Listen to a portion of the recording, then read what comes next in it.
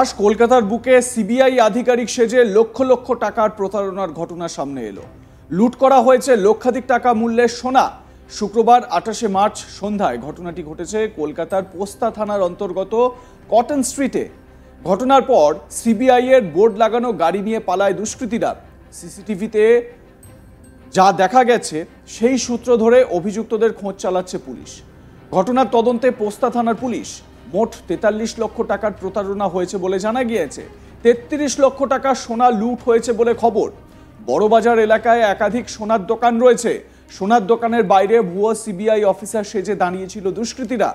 ভুয়ো CBI I card দেখিয়ে বলা হয় ওই এলাকায় সিবিআই তল্লাশি চলছে। সেই সময় একজন ব্যক্তিকে ধরে তাকে তল্লাশি করে ভুয়ো সিবিআই আধিকারিক পরিচয় দিয়ে সেই সমস্ত তল্লাশিগুলো চালানো হয়।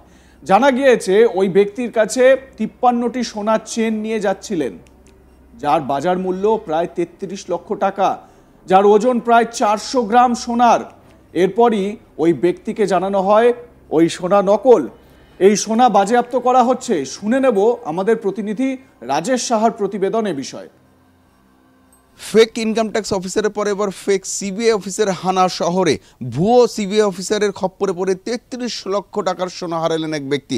ইতিমধ্যে পোস্তা থানায় অভিযোগ দায়ের করা হয়েছে এবং সেই অভিযোগের ভিত্তিতে প্রতারণার মামলা রুজু করে তদন্ত শুরু করেছে পোস্তা থানার পুলিশ।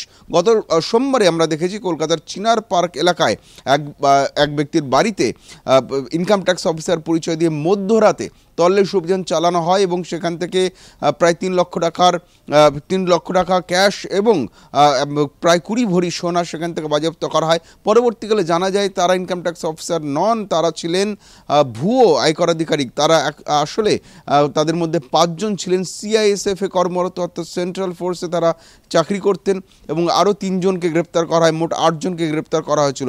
এই ঘটনা রেশ কাটতে না কাটতে এবার পোস্তা থানা এলাকায় অভিযোগ হলো ভুয়ো সিবিআই আধিকারিকের হানা সেখানে হয়েছে এবং পোস্তা এলাকায় বড়বাজার এলাকায় একাধিক সোনার দোকান রয়েছে। তার বাইরেই সিবিআই আধিকারিক সেজে 2 থেকে 3 জন সেখানে দাঁড়িয়েছিলেন, এমনটাই সূত্রের খবর। পুলিশ সূত্রের দাবি সেখানে তারা সিবিআইয়ের ফেক আইডেন্টি কার্ড তৈরি করে সেখানে দাঁড়িয়েছিলেন এবং তল্লাশি চালানো হচ্ছে বলে জানানো হয়।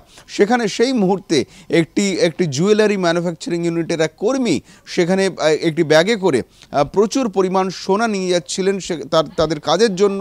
সেই সময় তার পথ আটকানো হয়। ভুয়ো সিবিআই আধিকারিক যারা তারা তার পথ আটকান এবং পথ আটকে তাকে জিজ্ঞাসাবাদ শুরু করেন।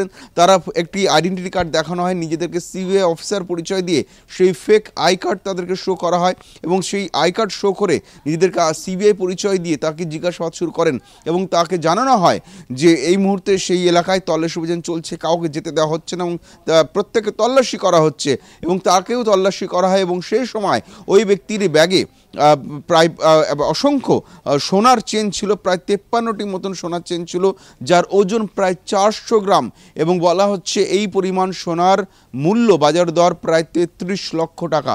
সেই সোনা নিয়ে তিনি যাচ্ছিলেন, তিনি নিজের কাজে যাচ্ছিলেন এবং সে সময় তার ব্যাগ থেকে তল্লাশি করে এই 400 গ্রাম সোনা বাজেয়াপ্ত করার কথা জানান সিবিআই আধিকারিকরা। এবং সেই বহু সিবিআই আধিকারিককে যখন প্রশ্ন করা হয় তিনি জানান যে বাংলাদেশ থেকে চোরাই পথে কিছু চোরাই সোনা বড়বাজারে আনা হচ্ছে এবং এইগুলো এখানে প্রসেস করা হচ্ছে। এই খবর তারা গোপন সূত্রে পেয়েছেন এবং সেই খবর পেয়ে কিন্তু তল্লাশি অভিযান চালানো হচ্ছে এবং সেই কারণেই তাদের এই সোনা দোকানে বিভিন্ন জায়গায় তল্লাশি অভিযান চালানো হচ্ছে এবং ওই ব্যক্তিকে জানানো হয় তার এই সোনা নকল সোনা এবং সেই সোনা বাজেয়াপ্ত করা হচ্ছে বলে ওই ব্যক্তিকে জানিয়ে তার থেকে এই 400 গ্রাম সোনা নিয়ে যাওয়া হয় এবং তাকে কিছুক্ষণ দাঁড়াতে বলে ওই ভুয়ো সিবিআই আধিকারিকরা সেখান থেকে চম্পট দেন। এরপর বেশ কিছুক্ষণ অপেক্ষা করলেও সিবিআই আধিকারিকদের আর দেখা না মেলায় ওই ব্যক্তির সন্দেহ হয় এবং তার যে জুয়েলারি ম্যানুফ্যাকচারিং ইউনিটের যিনি কর্ণধার রয়েছেন তাকে বিষয়টি জানালে পোস্তা থানায় অভিযোগ দায়ের করা হয় এবং পোস্তা থানায় অভিযোগ পাওয়ার পরে কিন্তু তদন্ত শুরু করেছে ভারতীয় ন্যায় সংহিতা 318, 319 এবং 61 নম্বর ধারায় মামলা রুজু করা হয়েছে। মামলা রুজু করে কিন্তু এই ঘটনার তদন্ত শুরু করেছে পুলিশ এবং এখন প্রাথমিক তদন্তে পুলিশ বেশ কিছু সিসিটিভি ফুটেজ বাজেয়াপ্ত করেছে।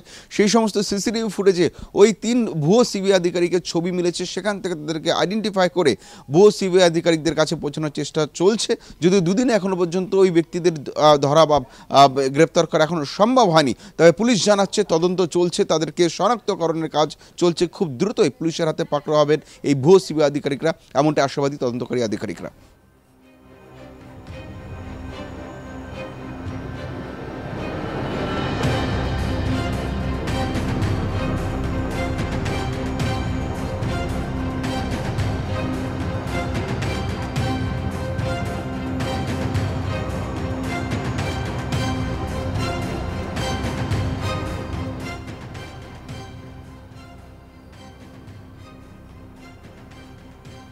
বলিউড অভিনেতা অক্ষয় কুমারের স্পেশাল ২৬ মুভিটা নিশ্চয়ই আপনারা দেখেছেন, অনেকেই হয়তো দেখেছেন।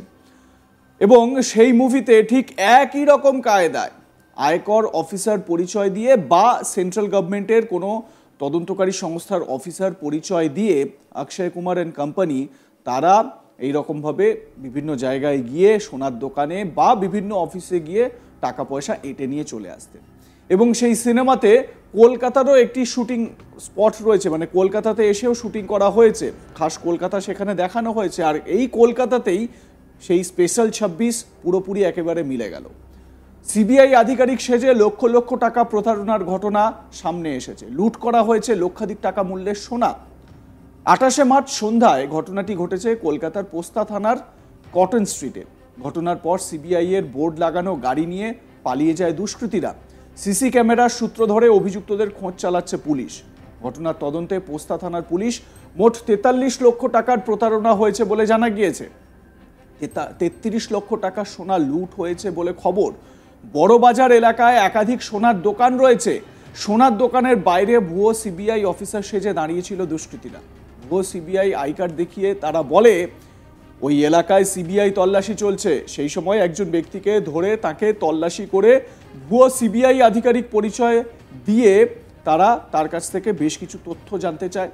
এবং জানা গিয়েছে ওই ব্যক্তির কাছে ৫৩টি সোনার চেন ছিল, যার বাজার মূল্য ৩৩ লক্ষ টাকা, যার ওজন প্রায় ৪০০ গ্রাম সোনা। এরপরই ওই ব্যক্তিকে জানানো হয় ওই সোনা নকল, এই সোনা বাজেয়াপ্ত করা হচ্ছে।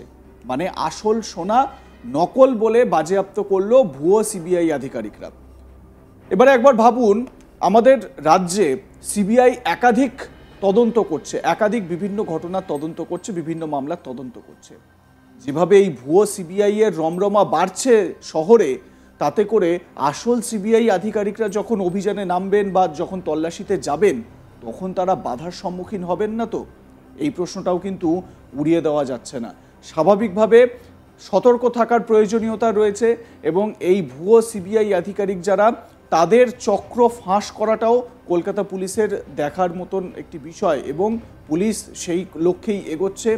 এই যে স্পেসিফিক ঘটনাটা সামনে এসেছে, সেই বিষয়ে তদন্ত চলছে। লাইক, কমেন্ট, শেয়ার করুন, আপনাদের মতামত জানান। দেখতে থাকুন আজ তাক বাংলা। সাবস্ক্রাইব করুন আমাদের ইউটিউব চ্যানেলটি।